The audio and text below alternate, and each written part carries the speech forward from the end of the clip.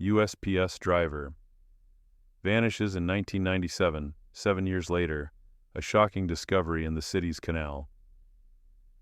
It was a Saturday morning, the kind that promised the warmth of the Texas sun, the kind Colby Martinez had always loved. Her postal route was as familiar as the back of her hand, the same houses, the same faces, the same little streets where she had delivered mail for the past 5 years. But that morning the streets seemed quieter. The sun hung high in the sky, but a strange weight pressed down on the air. It was as though the world itself was holding its breath. Colby's older sister, Irene Martinez, glanced out of the window of their shared home. She could hear the familiar hum of the engine from Colby's USPS truck as it rumbled down the street. It was supposed to be a normal day, another Saturday, just like all the others. But Irene's heart skipped a beat, her breath hitching in her chest for reasons she couldn't quite explain. Colby had been distant lately, her conversations about the future increasingly cryptic. But she hadn't thought much of it, not until now.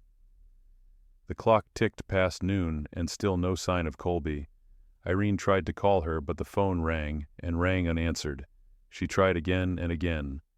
Panic began to creep into her thoughts, gnawing at her insides. Colby wasn't the kind of person to miss a call. She wasn't the kind of person to leave anyone hanging. Irene grabbed her jacket and headed for the front door, the weight in her chest growing heavier with every step. By the time she reached the local post office, her mind was racing and her hands were trembling.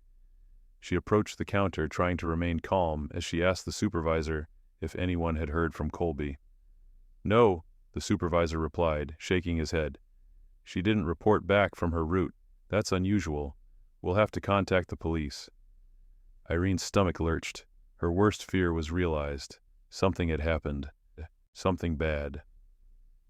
The first call to the police came in just after 1:30 p.m. The dispatcher took the report from the post office, their tone growing more urgent by the second. The officers who responded didn't find anything at first. The mail truck was parked by Colby's usual stop, the same place she'd been every Saturday for years, but Colby herself was nowhere to be found. Her bike was missing. The small parcel for a neighbor still sitting in the basket untouched. Detective Ray Ua was assigned to the case. He'd seen enough disappearances in his career to recognize when something didn't sit right. The circumstances surrounding Colby's disappearance were far from ordinary. No sign of struggle, no message left behind, no explanation. Irene had called her once more, begged her to pick up, but there was nothing, no sign, just silence. As the hours stretched into the evening, Irene's frustration grew. She knew the area. She knew Colby's route. The town wasn't large. People didn't just disappear without a trace. The police were looking for any clue, any sign, but all they found was a quiet, still emptiness. It wasn't until 7 p.m. that a call came through. This time it wasn't the police. It was the post office supervisor, again, his voice tight with worry.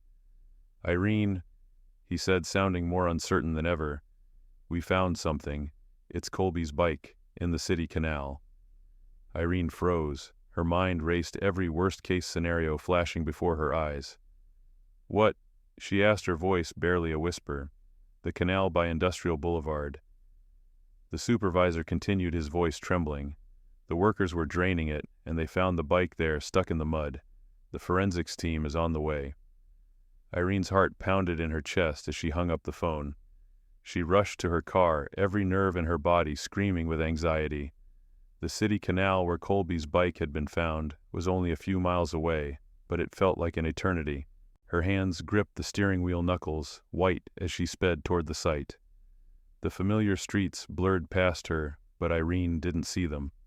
All she could focus on was the bike, her sister's bike, found abandoned in the water. What had happened? Where was Colby? By the time Irene arrived, police lights lit up the area, casting long shadows over the concrete. A yellow police tape blocked the entrance, marking off the area where the workers had found the bike. Detective Ua was already there along with the forensics team. He looked up as Irene approached, his face grim. "Irene," Detective Ua said, his voice low but steady, "I'm sorry you had to see this. We're still piecing things together." Irene nodded numbly, her feet carrying her to the edge of the canal, her eyes locked on the bike. Her sister's USPS bicycle, covered in mud and silt, stood as a silent witness to whatever had happened. Irene's breath caught in her throat as she got closer, her fingers trembling as she reached out to touch the worn frame, the same frame Colby had ridden every day without fail. But now it felt like a cruel reminder that something had gone horribly wrong. The discovery of the bike was just the beginning. Detective Ua walked her through the scene, his expression serious as he explained the circumstances. The bike was a few feet from the canal, stuck in the muck. There were no signs of a struggle, no indication that Colby had fought or screamed. Just the bike left behind. No blood, no clue. The water had already destroyed much of the evidence. The forensics team would analyze it, but it didn't take a detective to know that the chances of finding a fingerprint or DNA sample were slim to none. Irene stood there, her hands shaking, as she watched the forensics team carefully bag the bike. "Detective," she finally said, her voice trembling with a mixture of disbelief and frustration. "What's going on? Where's my sister? Why would someone leave her bike here?" "We don't know yet," Detective Ua said, his voice gentle but firm. "But we'll find out.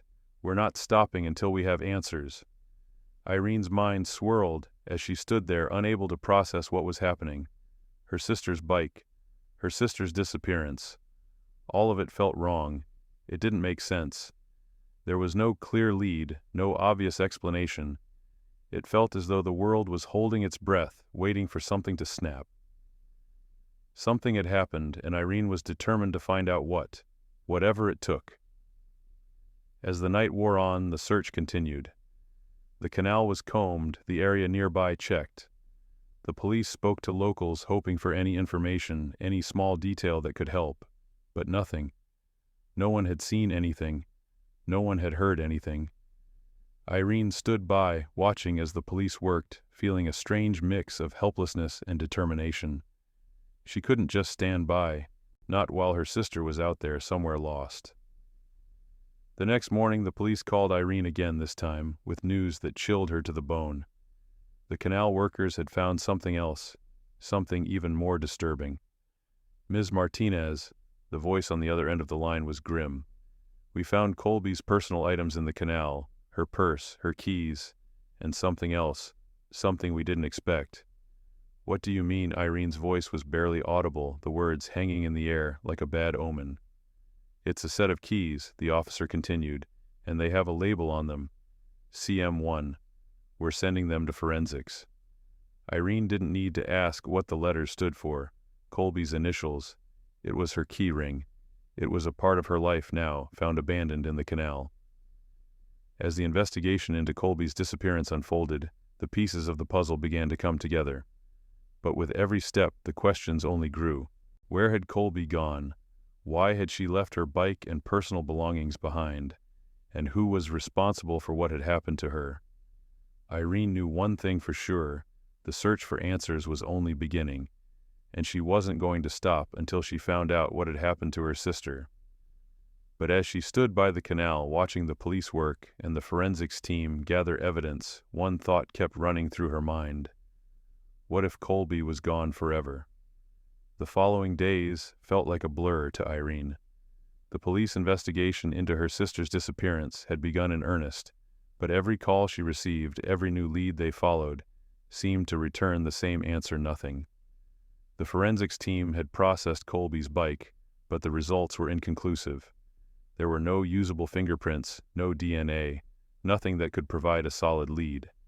The keys found with the bike were sent to the lab for further analysis, but Irene's hopes began to sink.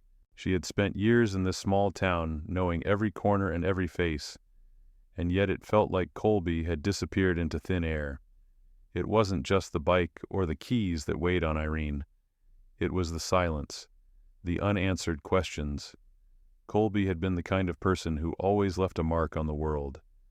Whether it was the laugh that filled the room, or the way she carried herself with confidence, she was there. Her absence left an undeniable hole. Irene paced around her house, her hands clenching and unclenching at her sides. The silence in her home felt suffocating.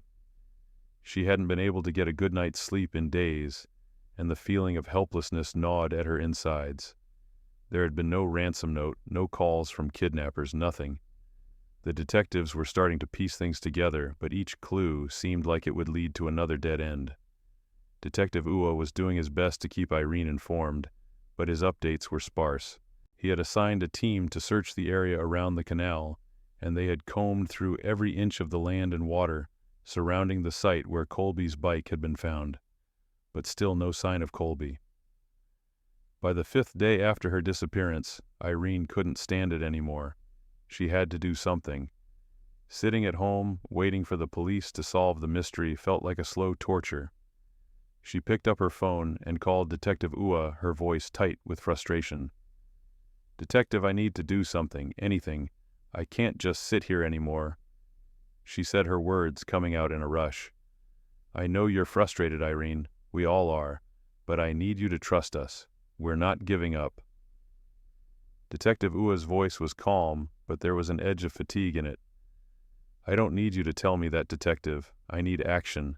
I need to know where she is. I can't just—" "Irene, listen to me," Ua interrupted gently. "I'm doing everything I can. We're following up on every lead, and we've got officers going through her apartment and talking to people in the area. We're not giving up, but we can't solve this by rushing. We have to be thorough." Irene's heart pounded in her chest, the anger and helplessness rising up in her throat. She hung up the phone without another word, her frustration boiling over. That evening, Irene couldn't sit still. She left her house and headed for the canal. It felt like the only place where she could still feel close to Colby. She drove through the quiet streets, the fading sunlight casting long shadows over the familiar roads. Her thoughts kept returning to that day, the day she found out about Colby's bike. When she arrived, she saw the familiar yellow police tape still cordoning off the area. The canal was silent now, the workers long gone, but it still felt ominous. Irene parked her car at the edge of the road and walked toward the water. The concrete embankment was empty, the canal a dull gray under the setting sun. There were no workers today, no police officers, just Irene and the quiet. As she stood there staring at the water, she felt an overwhelming sense of loss. Colby had always been the one with the answers, the one who kept everything together when it felt like the world was falling apart. And now she was gone, and Irene was alone. She took a deep breath and let it out slowly, trying to keep her emotions in check. She had to stay focused. There was too much at stake. "Where are you, Colby?" she whispered to herself, her voice carrying over the quiet canal. "What happened to you?" The next day, Irene received a call from Detective Ua. This time his voice sounded more urgent. "Irene, we've got a lead," he said. "We need you to come to the station, now." Her heart skipped a beat. For the first time in days, she felt a flicker of hope. "What is it? What did you find?" "I can't tell you over the phone. Just come down here and we'll fill you in. I think we're getting closer." Irene didn't waste a second. She grabbed her car keys, her hands trembling slightly as she started the engine. The police station felt a world away, but Irene drove there in a daze, her mind racing with 1,000 questions. When she arrived, Detective Ua was waiting for her. His face was serious, but there was something else in his eyes. He led her into the interview room, where Officer Torres from the tech division was already setting up a laptop. "Sit down, Irene," Ua said, his voice steady. "I think we've found something." Irene sat, her heart pounding in her chest. Ua slid a file across the table to her. She opened it to find a series of grainy old surveillance photos. Her breath caught in her throat. "This is from the security cameras near the canal," Ua said. "We found footage from the day Colby disappeared. I think you need to see it." Irene leaned forward, her eyes glued to the screen as Ua clicked through the footage. The images were grainy, like something out of the 90s, but the timestamp was clear. November 8, 1997, the day Colby vanished. There in the footage, Irene saw Colby.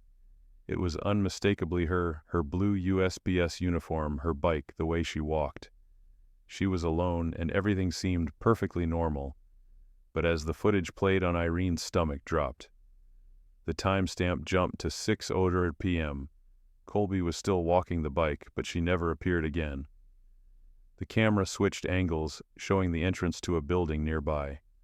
Colby was approaching the entrance, walking her bike inside, and then the footage cut out. She went into that building, Detective Ua said, his voice low, but she never came out. Irene's mind raced. What happened to Colby inside that building? Why hadn't she left, and who had seen her? The next part of the footage made her blood run cold. Another figure appeared, a person wearing a dark hoodie obscuring their face, but unmistakably a woman. The woman took the bike, hefted it over the concrete barrier at the canal, and disappeared into the night. Irene's heart skipped a beat. That woman, she had been the last person to see Colby, and yet no one had known. The bike had been dumped in the canal. But what had happened to Colby? Where had she gone? "This changes everything," Ua said quietly. "We've got to find out who that woman is." Irene felt a mix of dread and determination wash over her. The mystery had deepened. Colby's disappearance was no longer just a missing persons case. It had become something much darker, and Irene was going to find out the truth no matter what. But the questions kept multiplying. Who was this woman? What happened inside that building? And most chilling of all, where was Colby now? She didn't know yet, but she would find out. This was only the beginning. Irene's mind raced as she drove home, her hands gripping the steering wheel so tightly, her knuckles turned white. The footage from the surveillance cameras had left her with more questions than answers. The figure in the hoodie who had taken Colby's bike and discarded it in the canal had to be the key to unraveling everything. But who was she? Irene couldn't shake the feeling that everything was connected. The woman in the footage, the bike, the building, everything pointed towards something darker than she had ever imagined. And the worst part, the police seemed to be inching closer to the truth, but they were still far from solving the mystery. That night, as she sat in her small house, the weight of the day's discoveries pressed down on her. She couldn't sit still. It felt like the walls were closing in, and the silence in her home was suffocating. She tried calling Robbie, but the phone rang unanswered. It had been like that all week. Their communication had become strained, and even now, after everything that had happened, she couldn't bring herself to speak to him. Suddenly Irene's phone buzzed. The familiar name on the screen made her heart leap. Detective Ua. She answered quickly, her voice sharp with impatience. "Detective, do you have more information, Irene? We found something." Ua's voice was tense. "We need you to come to the station. It's about the woman in the footage." Irene's stomach twisted. "What is it?" "What did you find?" "I can't say over the phone," Ua said, his tone grave. "But it's big. You need to come now." Without a second thought, Irene grabbed her keys and rushed out the door. The drive to the police station felt like a blur, her mind whirling with 1,000 questions. Who was this woman? Why had she dumped Colby's bike in the canal? And most importantly, where was Colby? When Irene arrived at the station, Detective Ua was waiting for her. His expression was unreadable, but there was a sharpness in his eyes that caught Irene's attention. "Come on," he said, gesturing for her to follow. "We've got some new information." Irene followed him down the familiar corridor, her heart pounding in her chest. She had never been in the station this much in her life, and every time she stepped inside, it felt more and more like a second home. But tonight there was something different in the air. The tension was palpable. They entered the same interview room where she had sat just days before, and Ua set down a thick file on the table. As he flipped it open, Irene's breath caught in her throat. Inside were more photographs, images of a woman wearing the same dark hoodie from the footage. "This is her," Ua said, pointing to one of the photos. "Her name is Josephine Miller." Irene stared at the picture. The woman looked familiar, but she couldn't place her. There was something unsettling about the way Josephine was staring back at her from the photo, as if she knew exactly what Irene was thinking. "How did you find her?" Irene asked, her voice tight. Ua hesitated for a moment before answering. "We've been digging into the building where Colby went. It turns out Josephine was a tenant there. She lived in the same apartment complex. We also found some old security footage from the building's surveillance cameras, and we've got new information about her past. Irene leaned forward, her eyes locked on the file. What kind of information? She was involved in a serious altercation with Colby the night she disappeared, Ua said. And there's more. We've tracked Josephine's movements to a location near the canal. We think she may have been watching Colby for weeks before the incident. Irene's stomach churned. She had been so focused on Colby's disappearance, but now she was beginning to see just how deep this went. Josephine had been watching Colby. She had been planning something. But we're going to need your help, Ua continued. We've traced Josephine's whereabouts to a location about 2 blocks from your house. We need you to come with us to check it out. Irene's mind was racing. She had never been more certain in her life that they were close. Josephine had been part of something much bigger than a simple disappearance. She had been stalking Colby, and now with every new revelation it seemed that the woman was at the center of a web of lies. I'm ready, Irene said, her voice steady despite the storm of emotions brewing inside her. Let's go. As they made their way to the car, Irene couldn't shake the feeling that she was walking into the unknown. The closer they got to Josephine's last known location, the more she felt like she was unearthing something that could change everything. Could Josephine have been the one to hurt Colby? Could she be the one behind it all? The answer was just out of reach, but Irene was determined to find out. She couldn't stop now, not after everything she had been through. She had to know the truth no matter the cost. The car ride to Josephine's last known location felt suffocating. Irene's hands were clammy, her heart thudding heavily in her chest. Each passing block brought her closer to the truth, or so she hoped. The familiar streets of the neighborhood blurred past, but all Irene could focus on was the file in Ua's hand. Josephine Miller was no longer a name to her. She was the key to the mystery.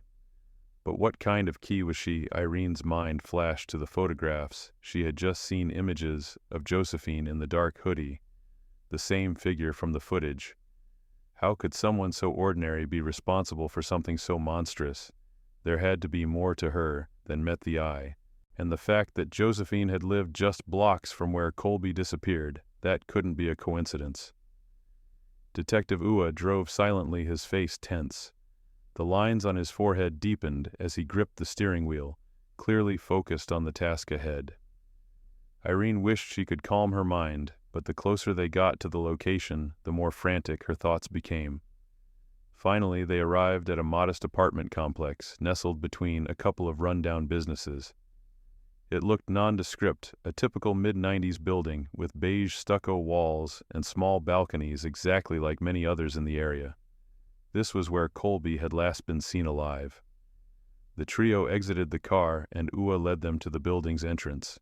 Irene felt her breath catch in her throat as they ascended the stairs to the second floor. She had no idea what they might find, but with every step, it felt like she was walking into a dark chapter of her sister's life that she had never imagined. They reached apartment 514, the unit Josephine had called home, and stood outside the door. Ua knocked, but there was no answer. Irene's anxiety spiked. "Let's go inside," Ua said, his voice low but commanding. He pulled out a set of keys from his pocket, unlocking the door with ease. Irene was struck by the fact that the detective had a key to Josephine's apartment. Had he already been here before? The door creaked open and they stepped inside. The apartment was eerily quiet. The faint smell of stale air mixed with the musty scent of old carpet and walls. It looked like no one had lived here for some time. Irene's gaze darted around the space. It was sparse, barely furnished with only a few pieces of mismatched furniture. The walls were a dull gray, and there were no personal touches like photos or plants. This wasn't a home. This was a place to hide something. Detective Ua motioned for them to follow as he moved to the kitchen. "Let's check the place out," he said. Irene's pulse quickened as they searched the apartment. Everything felt off.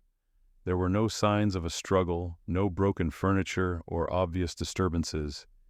It was as if Josephine had lived here with everything in perfect order, or perhaps she had been cleaning up her tracks. Irene's eyes landed on the small bedroom at the back of the apartment. She hesitated, but Ua stepped ahead, opening the door. The room was tiny, almost cramped, with a bed that looked untouched. But on the nightstand was something that made Irene freeze in place. There, sitting under a dim lamp, was a small ceramic urn, the kind you'd find in a memorial shop. "That's Colby's," Irene whispered, her voice barely audible. Ua turned to her, his face unreadable. "What do you mean, Irene?" Irene felt like she had been punched in the stomach. "That urn, it's hers. Colby's. It has to be." Her voice was filled with a mix of shock and disbelief. Why would Josephine have her ashes? Detective Ua stepped forward, carefully picking up the urn and inspecting it. He paused as if considering something. "We'll need to send this to forensics," he muttered, his voice grim. Irene watched helplessly as Ua bagged the urn. Her heart raced and her mind swirled. Josephine had kept Colby's ashes in her apartment all this time. It was impossible to wrap her head around. How could someone be so cruel? "How long has she been keeping this?" Irene's voice trembled. "We'll find out," Ua said, his tone firm. He then turned to the rest of the apartment. "We need to check everything. There could be more here that we're missing." They combed through the rest of the apartment, finding little else of interest. There were no letters, no belongings, no traces of Colby beyond the urn. Irene couldn't stop thinking about what they had uncovered. Why had Josephine kept the urn? Why did she feel the need to hold on to Colby's remains like some sick trophy? As they finished their search, Ua turned to Irene, his expression darkening. "Irene, we need to talk to Dolores." "Who's Dolores?" Irene asked, her voice tight. "Dolores Ramirez. She works here at the apartment complex. She's the one who called Josephine after we started asking questions." Ua said, his jaw clenching. "She might know more than she's letting on." Irene felt a surge of anger rise in her chest. "Dolores, she warned her." Ua nodded. "Exactly. She could be part of this too." Irene felt her mind spiral as they headed back to the car. This was getting worse with every revelation. Colby had been taken, her bike dumped in the canal, her remains kept by Josephine, and now Dolores was implicated as well. Every corner they turned seemed to lead to another twisted part of the puzzle.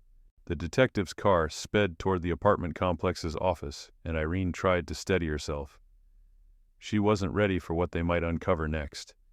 But she couldn't back down now. Not when she was so close to the truth. "I'll stay with you," Ua said, his voice calm but resolute. Irene nodded, feeling the weight of his words. She wasn't alone in this anymore. And together they were going to find out exactly what happened to Colby. The apartment complex office was just a short drive away, and Irene could feel the tension building in her chest with every passing minute. Her heart pounded in her ears as the reality of everything they had uncovered started to hit her. She had to know more. Who was Josephine Miller really? What had she done to Colby? As Ua parked the car, Irene noticed the stark contrast between the mundane office building and the weight of what they were investigating. This wasn't just a case of a missing person anymore. This was murder. The idea seemed too cruel to even wrap her mind around. Her sister had been taken from her, and for 7 years Josephine had lived with her remains as though they were a sick keepsake. The detectives entered the office building, and Irene followed close behind. Her stomach churned with every step. Inside, Dolores Ramirez sat behind a cluttered desk, her expression unreadable as she looked up at their approach. She had clearly been expecting them, but there was something in her eyes, fear, maybe, or guilt. Ms. Ramirez, Ua started, his voice stern but controlled. "We need to talk." Dolores swallowed hard, pushing her glasses up her nose. "I don't know what you're talking about," she said, her voice wavering slightly. Irene felt a cold chill wash over her. This was it. This was the moment she would find out how far this nightmare stretched. Ua pulled a chair out and sat, his gaze sharp. "We know you've been helping Josephine Miller, Dolores. We know you called her and warned her about our investigation. You can make this easy or hard, your choice." Dolores' face drained of color as she averted her gaze, her fingers trembling as they toyed with a pen on her desk. I didn't mean for it to go this far," she muttered, her voice barely above a whisper. "You're involved, aren't you?" Irene's voice was thick with emotion. She couldn't keep the anger from seeping into her words. How could she have done this? How could Dolores have allowed this woman to carry out something so horrifying? Dolores seemed to crumple under the weight of their stare. "I didn't know what else to do," she said, tears filling her eyes. "She was just a girl when she came to me alone, so lost. I gave her a place to stay. She was like a daughter to me. I thought I was helping her. But then she started changing. I didn't know what she was capable of." Irene's heart sank. A daughter. Was that all Josephine had been to Dolores, a way to fill the emptiness of her own life? It didn't matter now. Colby was dead, and this woman had been complicit. Ua leaned in, his voice low. "Dolores, tell us everything. We know about Colby. We know about the bike. Tell us what happened that day. Where did you take her after she did what she did?" Dolores sobbed, her voice breaking. She wasn't herself anymore. She kept saying Colby didn't deserve Robbie. She believed it was her right to have him, that Colby was nothing but a postal worker, that she could give him everything Colby couldn't. She paused, choking on her own words. She couldn't accept it when Colby got pregnant. It broke her. She thought Robbie was hers and that Colby had stolen him. So she planned it. She waited for Colby that Saturday, the day she disappeared. She knew her route. When Colby came to deliver a package, she attacked her. She killed her. Irene's vision blurred with tears, but she couldn't look away. She had to hear it all. And the body, Ua asked, his voice hard. Dolores seemed to shrink further in her seat. I helped her hide it. She begged me to help her. We drove out to the mountains, found an old hiking trail that no one used, and we buried her there. It was the only way, I thought. I thought she would stop asking for more after that, but she didn't. She went back a few years later to dig her up. She said she couldn't let go, that she had to keep Colby close. So she kept her in the apartment. It was sick, Detective. I didn't know how to stop her. Irene's breath caught in her throat. All this time, Colby's remains had been kept in Josephine's apartment, like a twisted memento of what she had done. She had not only taken her sister's life, but had stolen the ability to mourn her. Irene had never known true evil until now. Ua leaned back in his chair, the weight of the confession settling in, and the urn. What is this about sending it to Colorado? Dolores nodded, her eyes wide with remorse. She kept everything from Colby, even her keys, her uniform. The urn was just part of her sick obsession with keeping Colby. She knew Robbie would want to move on, but Josephine couldn't let go. She wanted to punish him, make him suffer for moving on while she kept the pieces of his past. Irene's hands trembled as she gripped the edge of the table. She wanted to scream, but no words could capture the rage bubbling up inside her. Josephine had destroyed her sister's life, and she had kept her as a prisoner, and now, even in death, she wasn't allowed to rest. As Ua turned to leave, his voice cold, he turned back to Dolores. You'll be taken into custody. You've been aiding and abetting a criminal for too long. You'll be held responsible for your part in this. Dolores collapsed into her chair, her face buried in her hands, as sobs racked her body. Irene barely noticed. All she could think of was Colby, her sister, who had been taken away so violently, her body hidden and treated like an object. It was too much to bear. As they left the office, Irene walked with her head low, her body numb. The world she had known for 7 years had shattered, and nothing would ever be the same. Irene sat in the sterile, cold room at the police station, her mind swirling with everything that had happened. The truth had come at a cost. Colby's bones, her sister's remains, now lay in an evidence bag, a chilling reminder of the twisted path Josephine had walked. Detective Ua had confirmed that Josephine would face the full extent of the law. She would answer for Colby's death, But no amount of justice would ever bring her sister back. The urn, the haunting reminder of her suffering, would be returned to Irene for a proper burial. As Irene prepared to leave, her hands still trembling, she was met by Ua. "We got them both," he said, his voice soft but steady. "Dolores will face charges, too." Irene nodded, but the weight of the words felt hollow. She walked outside to the waiting car, glancing at the hospital in the distance where Robbie lay recovering. Despite everything he had survived, a broken man trying to piece together the life he had lost. "I'll get through this," Irene whispered to herself. The nightmare had ended, but the journey to heal had just begun. With Colby's remains finally in her arms, Irene knew one truth for certain: the past could never be erased, but she could move forward one step at a time.